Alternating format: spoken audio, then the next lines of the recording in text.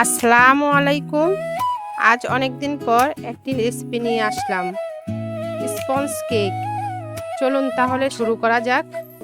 স্বাদ বাড়ি রান্নাঘরে ভালোবাসার গন্ধ ভাসে, মায়ের হাতের সেই স্বাদে মনটা আবার ঘরে আসে। স্বাদ বাড়ি, স্বাদ বাড়ি।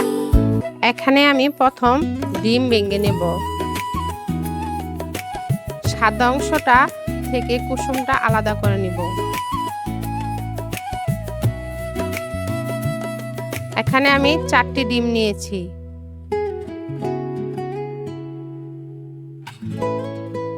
কুসুমটা আলাদা করে এক সাইডে রেখে দেব, পরবর্তীতে কাজে লাগাবো।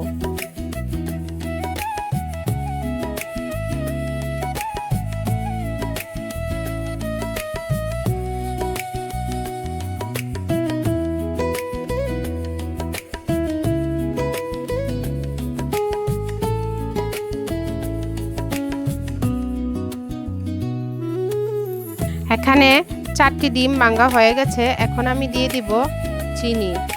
এখানে আমি 1 কাপ চিনি দিয়ে দিয়েছি। এখন ভালো করে ঘুটে নেব।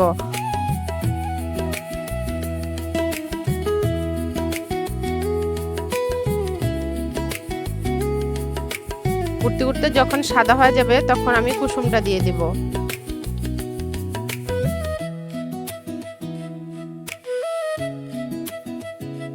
এখন আমি দিয়ে দিব একটা চালনি দিয়ে চেলে ময়দা, 1 কাপ ময়দা দিয়ে দিয়েছি। এখন একটু আলতো আলতো করে গুটে দিতে হবে।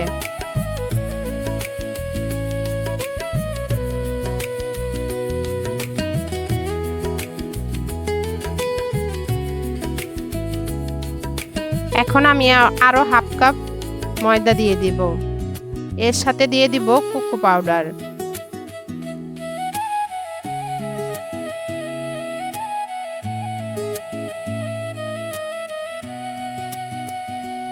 এখানে আমি 2 টেবিল চামচের মতো কোকো পাউডার দিয়ে দিয়েছি। এটাও একসাথে মিক্স করে নেব।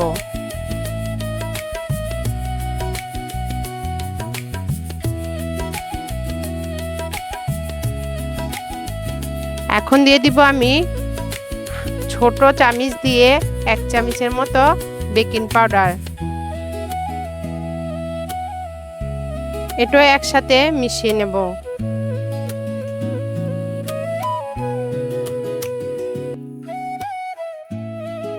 আর দিয়ে দিব হাফ কাপের মতো রান্নার রেগুলার তেল দিয়ে একসাথে মিক্স করে নিব।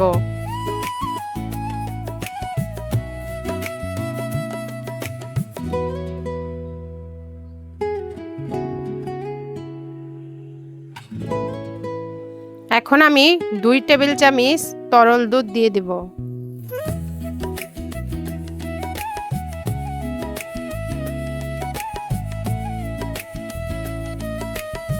আর দিয়ে দিব 1 চামচের মতো গুঁড়ো দুধ।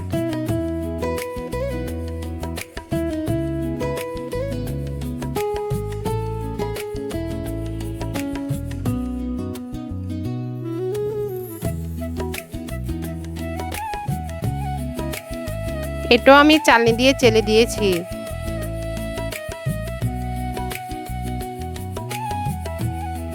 সবকিছু একসাথে এবার ভালো করে মিক্স করে নেব। এই কাজটা আলতোভাবে করতে হবে। আমার আরেকটু মনে হইতেছিল তেল লাগবে, সেজন্য 2 চামচের মতো একটু তেল দিয়ে দিলাম।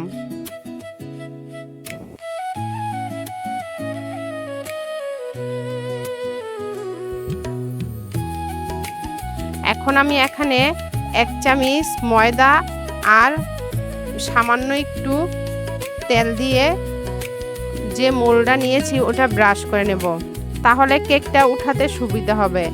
আর একদম উপর থেকে কেকের ব্যাটারটা ঢালবো, যাতে ভিতরে কোনো এয়ার বাবলস তৈরি না হয়। এটা যতটা সম্ভব উপর থেকে ঢালতে হবে।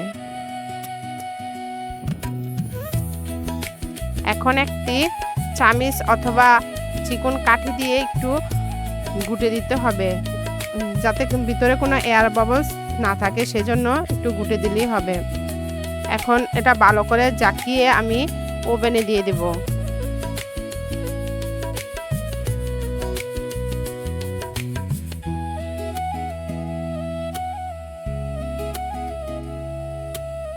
এখানে 200 ডিগ্রি সেলসিয়াস দিয়ে আমি এটা 20 মিনিট কুক করে নেব।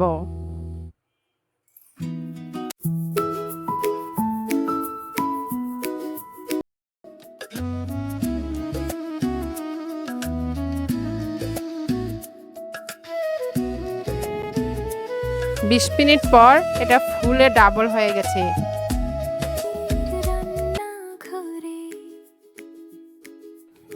একদম নরম তুলতুলে আর মাশাআল্লাহ দেখতেও অনেক সুন্দর হয়েছে। মায়ের হাতের সেই স্বাদে মনটা আবার ঘরে আসে। মাশাআল্লাহ কতটা স্পঞ্জি হয়েছে, একদম চাপ দিলেই তুলতুল করতেছে, খেতেও অনেক সুন্দর হয়েছিল। যদি আমার ভিডিওটি ভালো লেগে থাকে লাইক, কমেন্ট, শেয়ার আর সাবস্ক্রাইব করতে ভুলবেন না। 7 বাড়ির এক চামচে ভরে যায় পুরো প্রাণ।